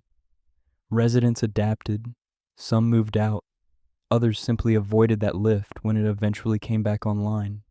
Because it did come back online. After 4 months of supposed repairs, the lift reopened. The management assured everyone that all issues had been resolved. The system had been completely overhauled. New sensors, new programming, new everything. The first person to use it after reopening was a delivery man bringing groceries to the 12th floor. The lift stopped on 7. The doors opened. He saw darkness. He saw the corridor stretching impossibly long. He heard whispering. He pressed the close button and the door shut immediately. He rode to 12, made his delivery, and took the stairs back down. He reported it to the management. They said it was impossible. The lift had been completely refurbished. There was nothing wrong with it, but other residents confirmed it. The lift still stopped on 7. The doors still open to something that shouldn't be there. Whatever existed in that space between floors, whatever presence or anomaly or impossible geometry haunted that corridor, it hadn't been fixed by new wiring and fresh paint. The stories continue. Even now, 3 years after Mrs. Lim's first experience, the lift in Block 107 occasionally stops on the 7th floor and opens its doors to darkness. Most residents know to simply close the doors and continue their journey. Don't look too long. Don't listen to the whispers. Don't try to understand what you're seeing. And absolutely, under no circumstances, do not step out, because the corridor that exists behind those doors when they open, the space that shouldn't be there, is still waiting, still cold, still narrowing with every step, still filled with voices that know your name. And once you step inside, once you enter that impossible place, there's no guarantee you'll find your way back to the world you left behind. Raj never fully recovered. He has nightmares about corridors that never end, about walls that close in, about voices in the darkness calling his name in his own voice. He won't ride lifts anymore, take stairs everywhere, even in tall buildings, even when it's impractical. His friends think he's developed claustrophobia. His family thinks he needs therapy. Maybe he does. But what he really needs is to forget, to erase the memory of those 6 hours in a place that defied every law of physics and logic. 6 hours in a corridor that stretched into infinity. 6 hours in the dark with whispers that knew exactly how to hurt him. 6 hours that, according to everyone else, he spent lying unconscious on the floor of a perfectly normal lift. But he knows better. He knows where he really was, and he knows it's still there, still waiting, still stopping on 7. I hope you enjoyed these stories. Tomorrow we will be uploading another terrifying story. Feel free to subscribe and put on your notifications to never miss another scary video. I upload almost every day. Wish you all the best. But elevators aren't the only thresholds where the ordinary world gives way to something darker. Sometimes the boundary is much simpler, much more natural. A gate, a path, a cemetery at dawn where the living walk among the dead. And sometimes, in those quiet hours when morning mist still clings to the ground, something calls out, something that knows you, something that shouldn't. The first jogger to report it was a man named David Chen. He was 42 years old, worked in finance, lived in a condominium near Stevens Road. Every morning at 5:30, he ran the same route. Down Stevens, across Lorney Road, past the entrance to Bukit Brown Cemetery, and back. 8 kilometers, 45 minutes. A routine he had maintained for 3 years without incident. Until one Thursday morning in May, when he heard someone call his name. Not David, not Mr. Chen, but Dafid, the Welsh pronunciation his grandmother had used. A name only family knew. A name he hadn't heard in over a decade, not since his grandmother died. The voice came from inside the cemetery gates. Clear, distinct. A woman's voice. His grandmother's voice. Bukit Brown was Singapore's largest cemetery, sprawling across 86 hectares of forested hills. It had been a municipal cemetery from 1922 until 1973, filled with ornate tombs and elaborate grave markers, Chinese clan burial grounds, and individual family plots. Tens of thousands of graves, hidden among secondary jungle, connected by narrow paths and crumbling staircases. The government had closed it for burials decades ago, and now the place existed in a strange liminal state. Not quite abandoned, but not maintained either. Trees grew through tombs, roots cracked headstones. Nature was slowly reclaiming what had been built to last forever. But people still visited. Historians documenting the graves, descendants paying respects, and joggers like David, who used the paved road that cut through the cemetery as part of their morning routes. David stopped running when he heard his name, stood at the cemetery gates in the pre-dawn darkness, breathing hard, listening. The gates were always open. The cemetery was public land. But something about entering at this hour felt wrong. David, the voice called again. Come here, I need to talk to you. It sounded exactly like his grandmother, the same accent, the same cadence, the same warmth she'd always had. But his grandmother had died in Cardiff 12 years ago. Her ashes had been scattered in the Bristol Channel. She had no connection to Singapore, no reason to be here. Yet here was her voice, calling from somewhere beyond those gates. Somewhere in the darkness between the graves, He almost went in, almost walked through those gates and followed the voice. But his phone buzzed in his pocket, a message from his wife asking if he wanted coffee when he got home. The mundane intrusion broke the spell. He looked at the screen, looked back at the gates, and suddenly felt foolish. It wasn't his grandmother. Obviously, it was someone else. Maybe another jogger playing a prank. Maybe a security guard. Maybe an audio system from one of the nearby houses. The sound carrying strangely in the morning air. He put his phone away and started jogging again. Picked up his pace, finished his route, and went home. Told his wife about it over coffee. She laughed, said he was hearing things, said he needed more sleep. He agreed. Forgot about it. Until the next morning when it happened again. Same spot, same time, same voice. David, please, I need to see you. This time he stopped and shouted into the darkness. Who's there? This isn't funny. No response, just silence. The kind of deep silence that comes before sunrise when the nocturnal creatures have gone to sleep, but the diurnal ones haven't woken yet. He waited 5 minutes. Nothing. He continued his run, but when he passed the gates on his return loop, he heard it again. David, why won't you come to me? Are you afraid? The voice was closer now, just beyond the gates, maybe 10 meters inside. He could see the path leading into the cemetery, see the shapes of tombs in the growing light, but he couldn't see anyone, couldn't see any source for the voice. He went home and searched online, wanted to know if anyone else had experienced something similar, found stories immediately, dozens of them, joggers and cyclists and early morning walkers, all reporting the same phenomenon.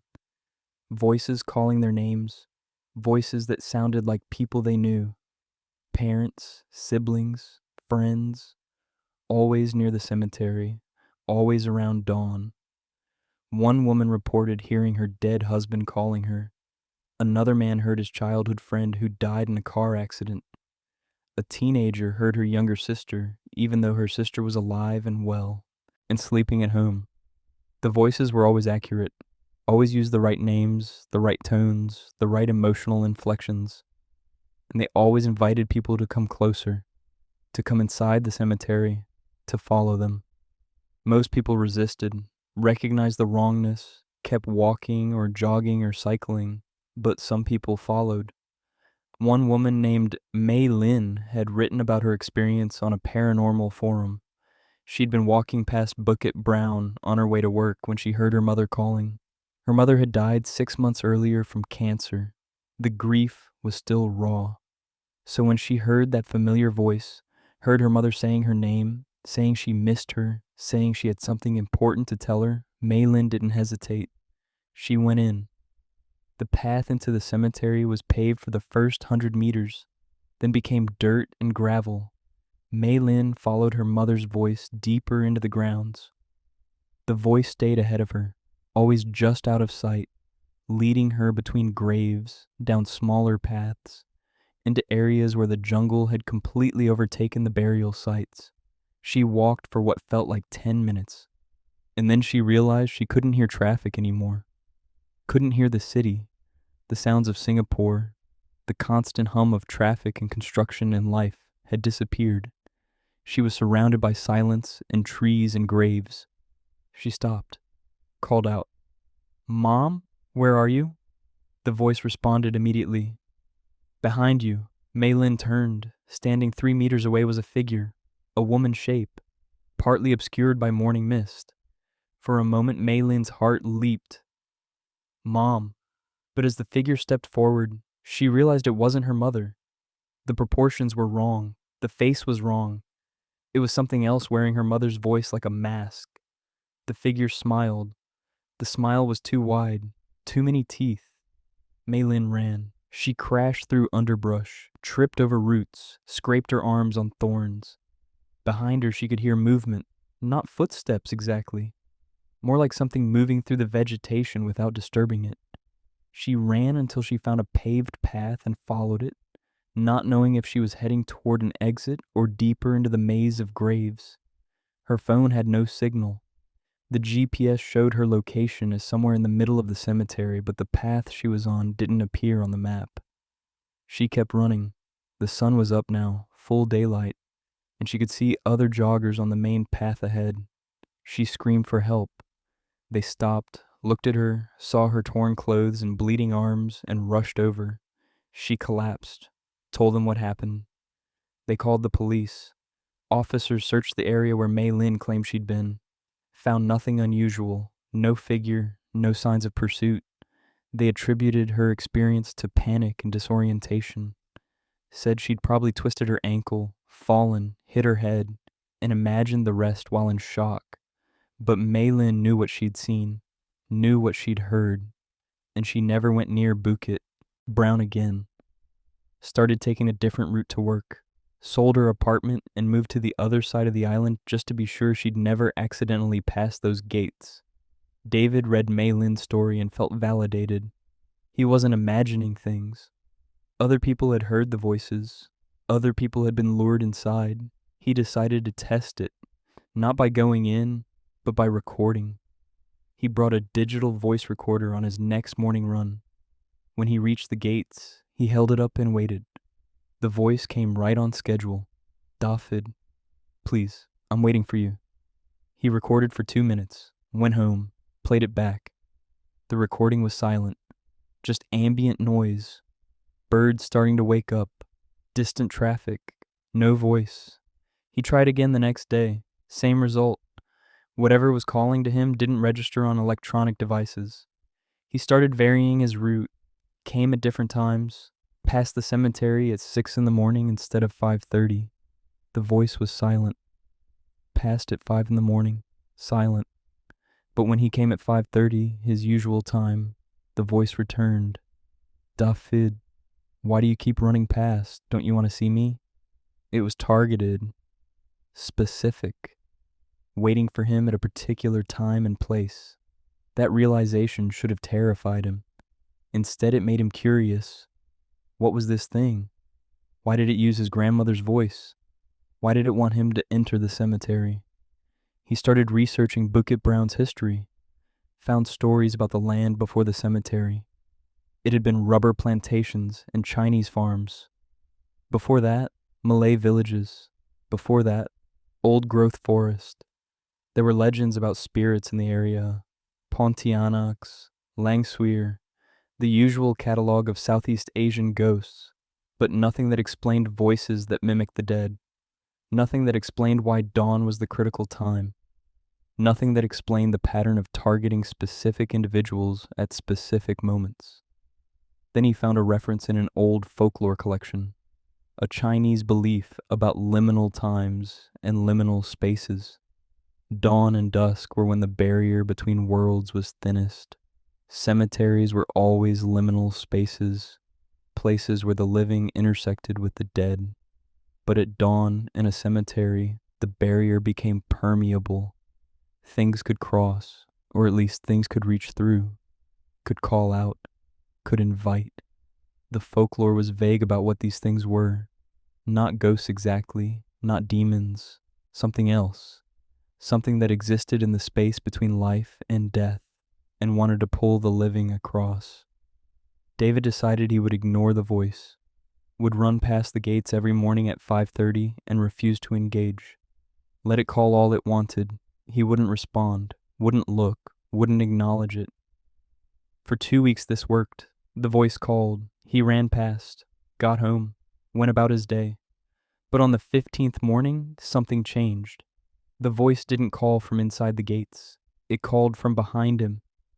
David, why won't you listen? He spun around. The path behind him was empty, no one there.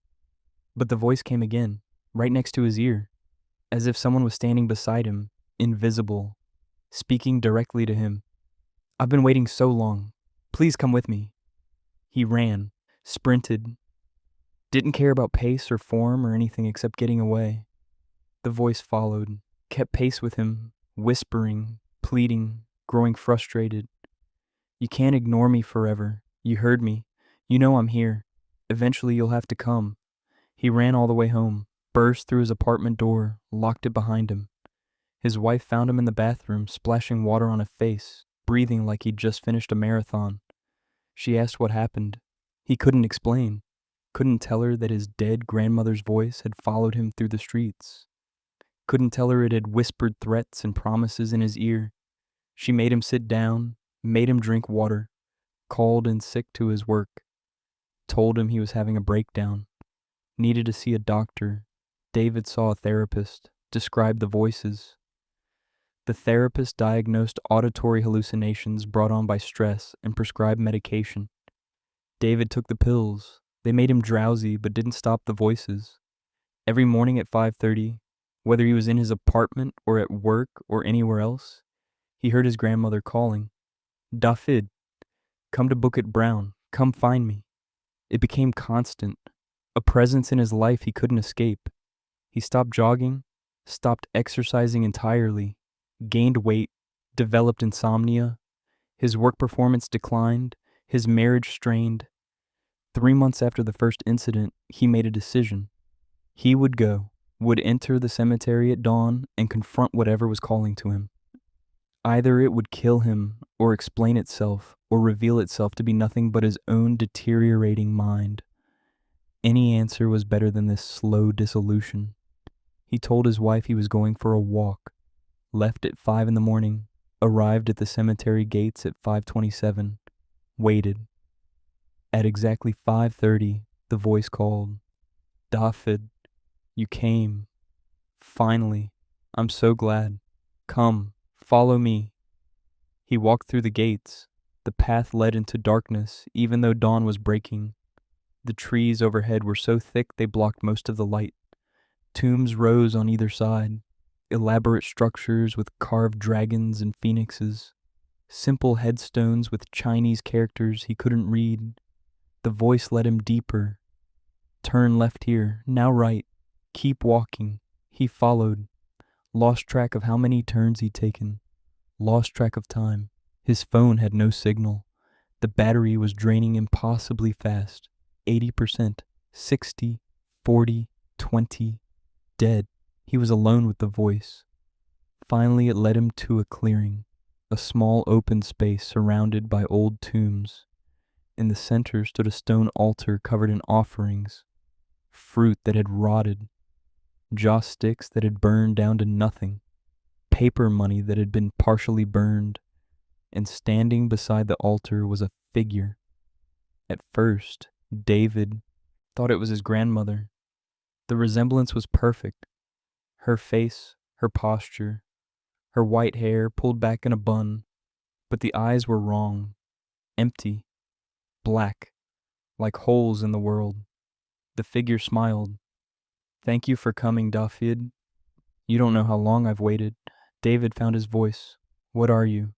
The figure tilted its head. "Does it matter? You heard me calling. You chose to come. That's all that matters." He took a step back. The figure raised a hand. "Don't go. Not yet. I went through so much trouble to learn your name, to learn your voice, to become someone you'd trust. Stay. Talk with me. Tell me about your life. Tell me everything." The way it said everything made David's skin crawl. This thing didn't want conversation. It wanted something else. Something it could only get if he stayed, if he talked, if he opened himself up to it. He turned and ran. The figure didn't follow, just called after him in his grandmother's voice. "You'll come back. They always come back. Eventually you'll want to know more, want to understand. And when you do, I'll be here, waiting." David crashed through the cemetery, following paths at random, desperate to find an exit. The tombs seemed to multiply. The paths seemed to branch endlessly. He was lost, completely lost. And then he heard something else. Not his grandmother's voice. Other voices, dozens of them, calling names he didn't recognize, calling from different directions. All around him, the cemetery was filled with voices trying to lure people inside. He kept running, burst through underbrush, climbed over collapsed tombs. And finally, miraculously, he found a main path, saw other joggers, ran toward them. They looked at him strangely, This wild-eyed man in muddy clothes emerging from the jungle. He didn't care. He followed them out, reached the gates, stepped onto the street. The voices cut off instantly, like a switch had been flipped. He was back in the normal world. Traffic noise, morning light, the smell of exhaust and food stalls opening for breakfast. David never jogged again, changed his route to work, moved apartments 6 months later to be further from that area. But sometimes, at exactly 5:30 in the morning, he still hears it. Faint, distant, his grandmother's voice calling his Welsh name, asking why he won't come back, asking why he won't visit, reminding him that she's still there, still waiting, still knowing everything about him, still wearing the voice of someone he loved and trusted. He takes more medication now. The therapist says he's improved. The hallucinations are less frequent. But David knows they're not hallucinations, knows that thing in the cemetery is real, knows it learned his name and his history and his weaknesses. And it's still there among the graves, practicing other voices, learning other names, waiting for other joggers who pass by at dawn and make the mistake of listening. The forums are still active. People still report hearing their names called near Bukit, Brown. Still report voices that sound like loved ones. Still report being lured into the paths between the tombs. The authorities dismiss it as urban legend, acoustic tricks, stress, and suggestion. But the joggers know better. They know to keep their headphones on, to run faster when passing the gates, to never, under any circumstances, respond when something calls their name. Because responding means acknowledging, and acknowledging means it can follow, can track, can wait for you, not just at the cemetery, but anywhere, anytime, any moment when your guard is down and you're alone with your thoughts. That's when it whispers, that's when it reminds you it knows who you are, and that's when it invites you, one more time, to come back and visit, to step through the gates at dawn and follow the voice into the darkness between the graves where others have gone before and where, eventually, everyone arrives. The only question is whether you walk in on your own or whether something pulls you through. I hope you enjoyed these stories. Tomorrow we will be uploading another terrifying story. Feel free to subscribe and put on your notifications to never miss another scary video. I upload almost every day. Wish you all the best. The last 2 stories are different. They're quieter, but far more disturbing. The kind that stay with you long after the telling ends. Because what we've heard so far involve places you could avoid, situations you could escape if you were fast or smart or lucky enough. But the final stories are about traps you don't see coming, about moments that seem normal until suddenly they're not, about the realization that comes too late when you're already caught in something you can't understand and can't escape. These are the stories that make you question every ordinary moment, every familiar face, every safe routine. Stay with me now as we reach the darkest part of this journey. The first person to see her was a delivery man named Rahman, who worked for a logistics company servicing the Bedok area. He was carrying packages up the stairwell of Block 538 because the lift was under maintenance, climbing toward the 13th floor where his next delivery waited. It was 3 in the afternoon on a Tuesday, broad daylight, nothing unusual about the day or the building or the errand.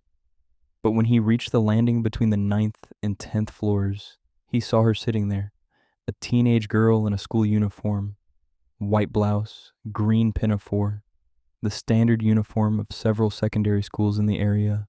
She was sitting on the concrete steps with her knees drawn up to her chest, arms wrapped around her legs, staring at the wall. Her hair was long and black, hanging loose around her shoulders. She didn't look up when Rahman approached, didn't acknowledge his presence at all. He almost walked past without saying anything, but something about her posture, the way she sat so still and small in that gray concrete stairwell, made him stop. "Are you okay?" he asked. "Do you need help?" The girl turned her head slowly and looked at him. Her face was pale, her eyes red as if she'd been crying. "Can you help me find my classroom?" she said. Her voice was quiet, barely above a whisper. Rahman felt a chill run through him, despite the afternoon heat. Something was wrong. He couldn't articulate what, but every instinct told him to leave, to keep climbing, to not engage with this girl sitting alone in a stairwell, asking about a classroom. He took a step back. "Sorry, I don't know," he said. "I have to make a delivery." He turned and continued up the stairs, walking faster now, his packages suddenly feeling heavier. Behind him he heard something. Footsteps, light footsteps following him up the stairs. He glanced back. The landing was empty. The girl was gone. But the footsteps continued, keeping pace with him, matching his rhythm exactly. He climbed faster. The footsteps climbed faster. He reached the 13th floor, found the flat he was delivering to, rang the bell. The footsteps stopped right behind him. He didn't turn around, didn't look, just waited for the door to open, handed over the package, got a signature, and practically ran back down the stairs. The girl wasn't there. The footsteps didn't follow him down. But for the rest of the day, every time he climbed a stairwell, he heard that second set of footsteps behind him, and it took 3 days before the sound finally stopped. Block 538 was typical of older HDB estates built in the 1980s. 20 stories tall, narrow corridors, external staircases at each end. It housed maybe 400 residents, mostly families who'd lived there for decades, watching the neighborhood change around them as Singapore modernized and expanded. The block had no particular history, no accidents, no suicides, no reported deaths in the stairwells. It was just another anonymous residential tower in a city full of them. But after Rahman's experience, other residents started coming forward with similar stories. They'd seen her too, the girl in the school uniform, always sitting on that same landing between 9 and 10, always asking the same question, "Can you help me find my classroom?" And always, when ignored or refused, the footsteps would follow. A woman named Mrs. Go, who lived on the 14th floor, had seen her twice. The first time was early in the morning when Mrs. Go was going down to buy breakfast from the market. She'd taken the stairs because she needed the exercise, and there was the girl sitting on the landing, head down, looking at her hands. Mrs. Go said good morning. The girl didn't respond. Mrs. Go continued down, felt uncomfortable but dismissed it. Students sometimes cut class in hidden stairwells. It wasn't her business. But the second time, 3 weeks later, Mrs. Go was coming home after dinner with friends. It was 9 at night. Dark. The stairwell lights were flickering, the way they did sometimes when the electrical system was strained. And there she was again. Same spot, same position, same uniform, even though it was night and no school would still be in session. This time the girl looked up as Mrs. Go approached. "Can you help me find my classroom?" she said. Mrs. Go stopped, looked at the girl more carefully. There was something wrong with her eyes. They didn't blink, didn't move, just stared with that fixed intensity of something that wasn't quite human. Mrs. Go didn't answer, just kept walking, climbing past the landing toward her floor. The footsteps started immediately, following her up. She walked faster. The footsteps matched her pace. She reached her floor, fumbled with her keys, got the door open, slammed it shut behind her, and locked it. Through the door, she heard the footsteps stop right outside. Heard something that might have been breathing. Heard a voice, muffled but clear. "Why won't anyone help me?" Then silence. Mrs. Go stood with her back against the door for 10 minutes before she felt safe enough to move. The stories multiplied. A teenager named Benjamin saw her while smoking in the stairwell late at night, trying to hide the habit from his parents. She appeared on the landing below him, sitting as always, and when he tried to leave, the footsteps followed him up 3 floors to his flat. A contractor doing renovation work on the 8th floor encountered her at lunchtime. He'd gone to the stairwell to take a phone call, and there she was, sitting just above him. He ignored her completely, didn't even acknowledge her presence. But after he went back to work, he kept hearing footsteps in the empty flat, walking from room to room. And when he looked, there was never anyone there. By evening, he'd quit the job.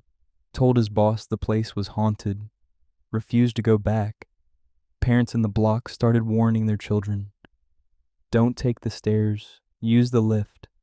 If you have to use the stairs and you see a girl in a school uniform, don't talk to her, don't look at her, keep walking, don't answer any questions. But children are curious. Children don't always listen. A boy named Wei Jie, who was 10 years old, decided to test it. He'd heard the stories from his older sister, thought it sounded cool, wanted to see the ghost girl for himself. So one afternoon after school, instead of taking the lift up to his flat on the 12th floor, he took the stairs, climbed slowly, watching each landing. Between 9 and 10, she was there, sitting exactly where everyone said she'd be. Her uniform was crisp and clean. Her hair was perfectly neat. She looked like any student except for the complete stillness. She didn't fidget, didn't shift position, just sat. Weijai stopped 2 steps below the landing. "Hello," he said. The girl's head turned. "Can you help me find my classroom?" she asked. "Where's your classroom?" Weijai said. The girl stood up. Weijai felt his confidence evaporate. Standing, she was tall. Taller than any secondary school student should be. Maybe 1.8 meters. Her proportions were slightly wrong. Arms a bit too long, legs a bit too thin. "I don't know where it is," she said. "I've been looking for so long. Can you help me find it?" Wei Jai took a step back. "I don't know where it is either," he said. His voice was shaking now. The girl took a step toward him. "Please," she said.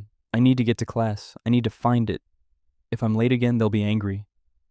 Wei Jai turned and ran, scrambled up the stairs as fast as his legs would carry him. Behind him, the footsteps followed. Not running, just walking, but somehow keeping pace. He burst onto the 12th floor, ran to his flat, pounded on the door. His mother opened it, startled by his panic. He pushed past her, slammed the door shut. The footsteps stopped outside. His mother asked what was wrong. He couldn't speak, just pointed at the door. She looked through the peephole. The corridor was empty. No one there. But Wei Jie knew better, knew she was standing just out of sight, waiting. That night he had nightmares, dreamed he was in a school, long corridors lined with identical doors. Each door led to a classroom, but none of them were the right one. The girl was there, walking beside him, asking again and again if he could help her find her classroom. He tried every door, but they were all locked or led to empty rooms, or rooms filled with students who all turned to stare at him with blank faces. The dream felt like it lasted hours. When he woke up, his mother said he'd been talking in his sleep, saying, "I can't find it. I can't find it. I'm sorry." Over and over, Wei Ji didn't take the stairs again. Ever. Even as he got older, even as a teenager when the story should have lost its power, he always took the lift. And if the lift was broken, he'd wait, or walk around to the other side of the block and use that stairwell. Never the one where she sat, never the landing between 9 and 10. Residents contacted the town council, demanded something be done. The town council sent workers to inspect the stairwell. They found nothing unusual, clean concrete, functioning lights, no signs of vandalism or disturbance. They installed a security camera on the landing, thinking maybe it was a prank, maybe someone was dressing up and scaring residents. The camera recorded 24 hours a day for a week. The footage showed the empty landing, nothing else. But during that week, 3 more people reported seeing the girl, reported her sitting there in clear view. The timestamps matched. When residents saw her at 4:15 p.m. on a Wednesday, the camera showed an empty landing at 4:15 p.m. When someone saw her at 9:30 a.m. on a Friday, the camera showed nothing. She existed in a space the camera couldn't capture. Or she existed only for those who were actually present. Either way, the camera was useless. A paranormal investigation team from a local website asked permission to spend a night in the stairwell. The town council, desperate for answers, agreed. 3 investigators set up equipment on the landing: EMF meters, temperature sensors, audio recorders, motion detectors. They sat there from 10 p.m. until 6 a.m. Nothing happened. The girl never appeared. Their equipment registered no anomalies. But after they left and reviewed their audio recordings, they found something. At 2:37 a.m., when all three investigators were silent, a voice appeared on the recording. Faint but clear. A girl's voice. "Can you help me find my classroom?" They hadn't heard it in person, only the recorder picked it up. They posted the audio online. People debated its authenticity. Some said it was added in post-production. Others said it was pareidolia, random noise interpreted as words. But the investigators insisted it was genuine, insisted something had spoken in that stairwell while they were there, something they couldn't hear, but their equipment could. An elderly resident named Mr. Tan, who'd lived in Block 538 since it was built, had a theory. He remembered there used to be a school near the block, back in the early 90s. A small secondary school that had been demolished when the land was redeveloped for a shopping mall. Maybe the girl had been a student there. Maybe she died somehow, an accident or illness, and her spirit was confused, still trying to get to class, not understanding that the school no longer existed. It was a neat theory, comforting even, gave the haunting a logical backstory, but when people researched it, they found problems. The school Mr. Tan remembered had no record of any student deaths, no accidents, no missing persons. Every student who'd attended that school could be accounted for. And even if one had died, why would her ghost appear in a stairwell half a kilometer away? Why that specific landing? Why ask about a classroom instead of asking for help getting home or asking about family? The theory didn't hold up. The truth, if there was a truth, remained elusive. The girl kept appearing, kept asking her question, kept following those who ignored her. Over time, residents developed strategies. Some played music on their phones when using the stairs, filling the space with sound so they couldn't hear footsteps. Some walked in groups, believing there was safety in numbers. Some avoided that stairwell entirely, used the other one on the opposite side of the block, even if it meant walking further. The girl never appeared in the other stairwell, only ever on that one landing between 9 and 10. Then something changed. A young woman named Priya, who'd just moved into the block, decided to try something different. She'd heard all the stories from her neighbors, knew about the girl, knew about the footsteps, but Priya had lost her younger sister in a car accident 2 years earlier, and the grief had never fully healed. She thought maybe this ghost girl, if that's what she was, just needed someone to actually help, to actually try. So when Priya took the stairs one evening and saw the girl sitting on the landing, she didn't walk past. She stopped, sat down beside her. The girl looked at her with those unblinking eyes. "Can you help me find my classroom?" she asked. "Yes," Priya said. "I'll help you." "Where do you think it is?" The girl's expression didn't change. "I don't know," she said. "I can't remember. I've been looking, but I can't find it. Everything looks wrong." "What does your classroom look like?" Priya asked. The girl was silent for a long time. Then she said, "I can't remember. I don't remember what it looks like. I don't remember my teacher's name. I don't remember my classmates. I just know I need to get there. I need to get to class, or they'll be angry." Priya felt a wave of sadness. This thing, this presence, was trapped in a loop, repeating the same question, the same search, unable to move forward because it couldn't remember what it was looking for. "Maybe your classroom isn't here anymore," Priya said gently. "Maybe you don't need to find it. Maybe you can go somewhere else." The girl looked at her. "Where else would I go?" she asked. Priya didn't have an answer. She stayed sitting there for a few more minutes, then slowly stood up. "I'm sorry," she said. "I wish I could help you." She continued up the stairs. The footsteps didn't follow. She reached her flat without incident. The girl didn't appear to her again, but others still saw her, still heard her question, still felt those phantom footsteps following them home. Priya's attempt at compassion hadn't solved anything, hadn't released the girl or ended the haunting. The landing between 9 and 10 remained a place to avoid. a place where something sat waiting, asking its eternal question, receiving no answer that satisfied, and following those who refused to engage, a reminder that ignoring the supernatural doesn't make it go away. It just makes it more persistent. Years pass, but the story remains. New residents move in. Hear the warnings from old residents. Some believe, some dismiss it as superstition. Until they see her. Until they hear that quiet voice asking for help finding a classroom that might never have existed. Until they hear footsteps behind them in an empty stairwell and realize that some questions, once asked, can never be unasked. Some presences, once encountered, never fully leave. They just wait, patient and endless, on a concrete landing between two floors, in a building full of people who've learned to take the lift. I hope you enjoyed these stories. Tomorrow we will be uploading another terrifying story. If you enjoyed these stories, feel free to subscribe and put on your notifications to never miss another scary video. And if you want to, there's a link to buy me a coffee in the description too. Thank you for listening and wish you all the best. But stairwells and buildings are at least fixed points. You know where they are. Can choose to avoid them. The last story is different. It happens on open water, under open sky, where there's nowhere to hide and no door to lock behind you, where the thing that watches doesn't need to follow because it can see you from any distance. And when it decides to come closer, when it decides you've looked too long, there's nothing between you and it except dark water and the growing certainty that you've made a terrible mistake.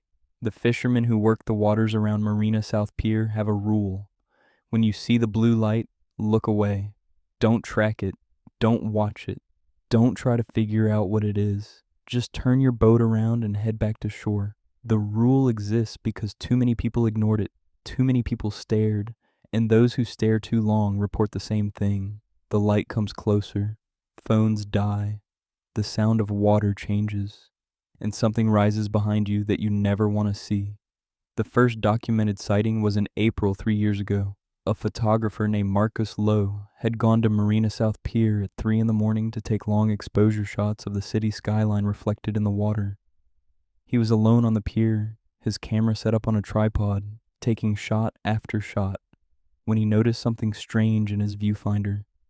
A blue glow on the water, about 50 meters out, hovering just above the surface.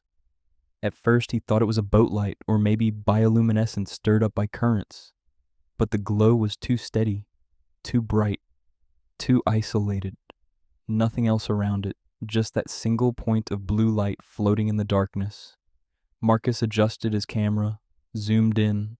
The light resolved into a sphere, perfectly round, about the size of a basketball, glowing from within with that electric blue color. It wasn't reflecting off the water. It was above the water, suspended in the air. He took several photos. The light showed up clearly in each one. He watched it for maybe 5 minutes. It drifted slowly, not in any particular direction, just drifting, like it was tethered to something below the surface and the currents were moving it. He was fascinated.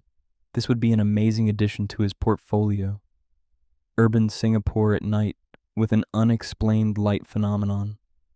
He kept shooting. Then his phone died. Just shut off completely. He'd checked the battery before leaving home. It had been at 85%. Now it was dead. Wouldn't turn back on. He pulled it out of his pocket and tried the power button. Nothing. He set it aside and went back to his camera. The light was closer now, maybe 30 meters out. He hadn't seen it move. It had just appeared closer. He felt the first stirring of unease. Started to think maybe he should pack up. Go home. But the photographer in him wanted those shots, wanted to document this. He kept the camera rolling, kept the shutter clicking. The light came closer, 20 meters, 15. He could see it more clearly now. The glow was intense, pulsing slightly, and inside the blue sphere, he could make out something else. Structure, details. It wasn't just light. It was something that looked like. He couldn't quite process it. His brain was trying to interpret what his eyes were seeing, but failing. The structure inside the sphere looked organic, curved surfaces, ridges, and in the very center, something that looked almost like. Marcus stepped back from the camera. The light was 10 meters away now, close enough that it illuminated the pier around him, casting everything in that eerie blue glow. Close enough that he could hear something, a sound coming from the water, like breathing, deep, slow breathing, inhale, exhale, but massive, as if something the size of a building was breathing just below the surface. He grabbed his camera, started packing up. His hands were shaking. The light was 5 meters away now, directly in front of the pier. At this distance, he could see it clearly, and what he saw made his blood freeze. It wasn't a sphere of light. It was an eye, a massive eye. The blue glow was coming from the iris. The structure he'd seen was the detailed texture of the iris itself. Concentric rings, patterns, and in the center, the pupil. Black, dilating slowly, opening wider and wider as it looked at him, as it focused on him. The eye was at least 2 meters in diameter, which meant whatever it belonged to was enormous. Impossibly enormous. Marcus ran, left his tripod, left everything except the camera clutched in his hands, sprinted down the pier toward the parking area. Behind him, he heard the water move, not waves, not splashing, just a deep, rumbling displacement, like something massive had shifted position just below the surface. He didn't look back, got to his car, threw the camera in the passenger seat, started the engine and drove away without checking his mirrors, without caring about speed limits, just drove until he was back in the populated areas of the city where lights and people and normal reality existed. He went home, tried to sleep, couldn't. At 6 a.m. he checked his camera. The photos were there, all of them. But something was wrong. In every photo where the light appeared, there was a second element he hadn't noticed while shooting. In the black water beneath the light, there was a shape, huge and dark and only visible because it was slightly darker than the surrounding water. A body, serpentine or fish-like, he couldn't tell. But massive, extending down into the depths. And in the last photo, the one he'd taken just before running, the eye had fully opened. The pupil had dilated completely, and in the black center of that pupil, he could see a reflection. His own image, standing on the pier, staring back at himself. The eye had been looking directly at him, had focused on him specifically, had seen him as clearly as he'd seen it. Marcus posted the photos online. They went viral immediately. People debated what they showed. Some said it was clearly photoshopped. The eye was too perfect, too detailed. The reflection in the pupil was too convenient. Others said it was real, pointed out the metadata embedded in the image, files, the timestamps, the GPS coordinates, the camera settings. Everything indicated these were genuine, unaltered photographs taken at Marina South Pier at 3:17 a.m. on April 9th. The argument raged for weeks. News outlets picked up the story. Marine biologists were asked to comment. They said there was no known marine animal that produced bioluminescent light in that color or intensity. No known animal with an eye that large that came close to the surface. Singapore's waters were too shallow for any creature of that size. It had to be fake. Had to be. But then other people came forward. A fishing boat captain named Rajesh reported seeing the same blue light 6 months earlier. He'd been out on the water before dawn, checking his nets, when the light appeared about 100 meters from his boat. He'd watched it for a few minutes, curious, and then his boat's electronics had started malfunctioning. GPS flickering, radio producing static, engine stuttering. He'd turned away from the light and headed back to shore, and everything had returned to normal. He hadn't thought much of it at the time. Electrical problems happened. But after seeing Marcus's photos, he realized what he'd seen. That same blue glow, that same hovering presence. A group of teenagers who'd been at Marina South Pier one night taking selfies reported seeing it. The light had appeared while they were filming a video. They'd all looked at it, all watched it drift closer. Their phones had died simultaneously. All 4 devices just shut off. And then they'd heard the water, that deep, resonant sound of something breathing, something moving. They'd run back to their car. When they got home and checked the video footage, it showed the blue light clearly, showed it drifting toward them. And in the last few seconds before the phone died, the video showed the light expanding, the pupil dilating, opening to look at them. The footage ended there, static, corruption. The file was partially destroyed. More sightings followed, always at night, always when someone was alone or in a small group near the water. The light would appear, would drift closer if watched. Phones and electronic devices would die. And always, that sound. The breathing, the displacement of water, the sense that something massive was just below the surface, just out of sight, paying attention to whoever had been foolish enough to stare. A marine researcher named Dr. Tan became interested in the phenomenon. She was a skeptic by nature, a scientist who believed in evidence and empirical observation. She thought there had to be a rational explanation. Bioluminescent plankton aggregating in unusual patterns. Underwater lights from submarines or research vessels. Reflections from the city creating optical illusions. She decided to investigate properly, set up equipment at the pier, underwater cameras, sonar, water sampling equipment. She scheduled several overnight observation sessions. On her 3rd session, she saw it. The blue light appeared at 1:47 a.m. Dr. Tan immediately checked her equipment. The underwater cameras showed nothing unusual, no large marine animals, no schools of fish, no obvious source for the light.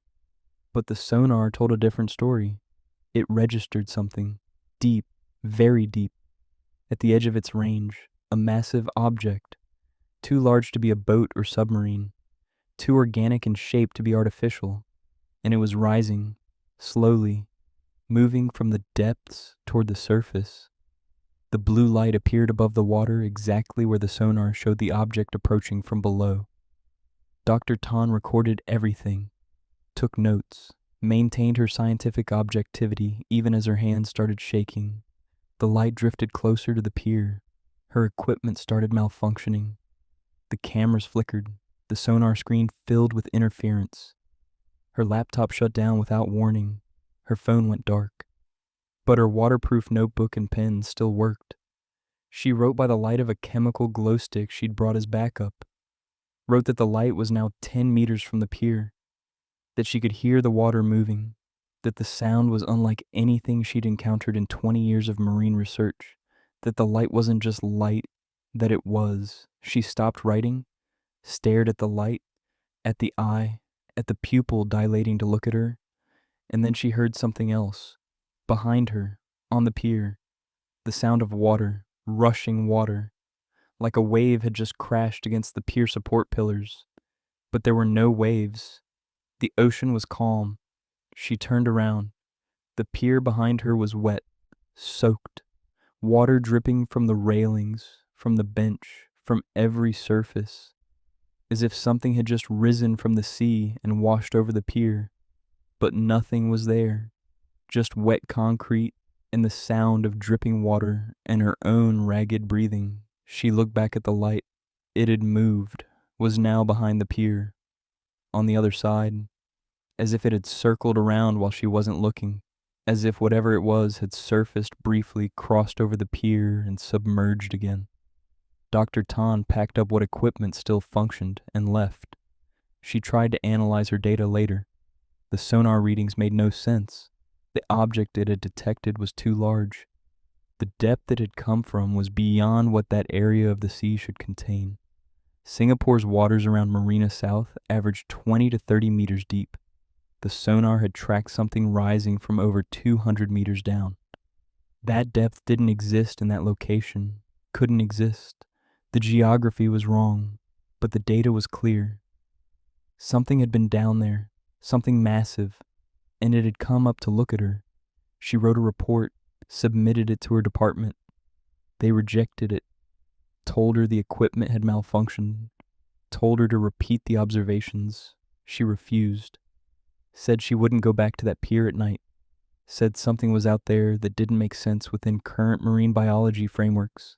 They suggested she take time off, suggested stress leave. She resigned instead.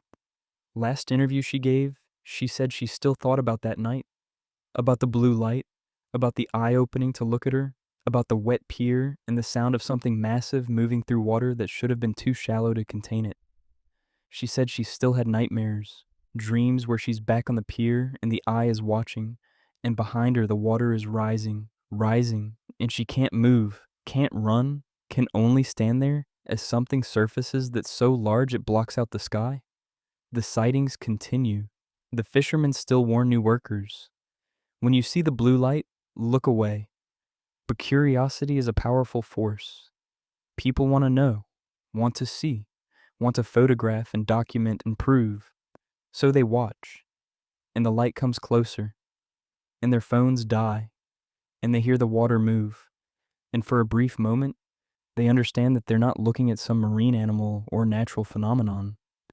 They're looking at something that's looking back, something that notices when it's observed, something that rises from impossible depths to meet the gaze of those foolish enough to stare. And in that moment of recognition, when the eye fully opens and focuses and sees them, they realize the ocean is not empty, that beneath the shipping lanes and the tourist boats and the careful navigation charts, there are things that exist in spaces that shouldn't contain them, things that watch from the dark water, things that, when noticed, notice back. Marcus never went back to Marina South Pier. He stopped doing night photography entirely. The photos he took that night remain his most viewed work, shared across forums and social media, analyzed and debated.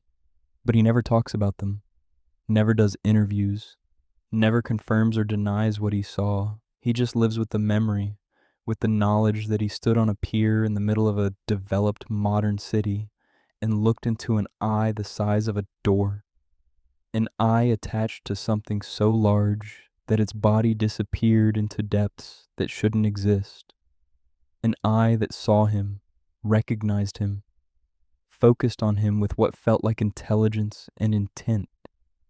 And he wonders sometimes, late at night when he can't sleep, whether it's still there, whether it watches the pier, whether it remembers him the way he remembers it, whether one day he'll be near water, any water, and he'll see that blue glow in the distance, coming closer, coming for him specifically. Because once something like that notices you, once it looks at you with its ancient, impossible eye, maybe you're marked, maybe you're remembered, maybe the ocean keeps track of those who've glimpsed what lies beneath. And maybe, eventually, it comes to take another look, to open its eye one more time and see if you're still watching, still curious, still willing to stare into the abyss that stares back with far more awareness than anyone wants to believe. The pier is still there. People still fish from it, still take photos, still walk along its length in the early morning hours. Most see nothing unusual, just water and city lights and the normal rhythms of the harbor. But every few months, someone reports a blue glow, drifting on the water, getting closer, and their phone dies, and they hear that sound, that breathing, that displacement, and they run. They always run. Hello and welcome to today's story. My name is Josh, and I like to dive deep into scary Asian stories and cover them in my videos. If you have an interesting story you want me to cover, let me know in the comments. I always read all comments. If you want, you can now also listen to my stories on Spotify podcasts. I'll put the link in the description. For now, let's get into today's video, where we have a few terrifying stories to share. It started with a simple question on an internet forum, posted at exactly 2:17 in the morning. A young woman named Hasumi asked if anyone knew about a train station called Kisaragi. She said she was there right now, standing alone on the platform, and she couldn't find it on any map. The post itself seemed unremarkable at first, just another late-night commuter confused about their location. But within minutes, the responses began flooding in.